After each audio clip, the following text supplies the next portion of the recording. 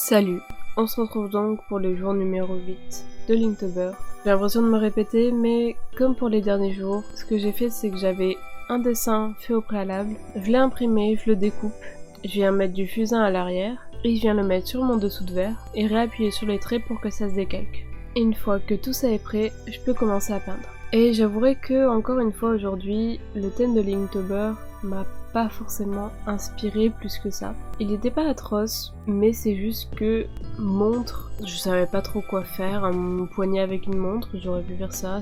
Mais des fois, c'est ce qui marche le mieux. Parce que sincèrement, jusque là, je pense que c'est le jour numéro 2 avec le costume que j'ai préféré, alors que j'ai juste fait une peinture d'un costume en gros plan. Donc des fois, il faut peut-être rester simple, en fait, ça fonctionne bien. Et comme pour les précédents jours, ce que je m'étais dit, c'est qu'il fallait que je m'entraîne à peindre des mains. Du coup, je me suis dit, bah j'ai qu'à faire une main qui tient une montre à gousset, en fait.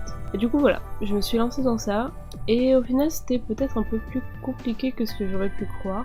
Surtout à cause du fait qu'il y ait plein de petits détails sur la montre. La main encore ça va parce que je peins pas dans les petits détails et donc c'est pas hyper compliqué. Enfin, j'aime bien les faire comme ça reste simple et ça me prend pas non plus 1000 ans à faire. Mais c'est vrai que sur la montre, il y avait plein de petits détails. Et en fait, un des problèmes que j'ai pas forcément évoqué dans les vidéos précédentes, c'est que le bois, ça absorbe beaucoup. C'est-à-dire que il faut reprendre de la peinture très régulièrement.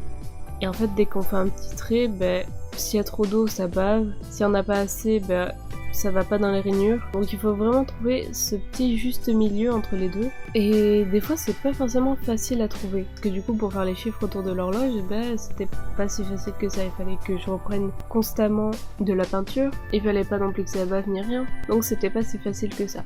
Bon, après, je pense que je m'en suis pas trop mal tirée. C'est peut-être pas la meilleure peinture que j'ai fait jusque-là.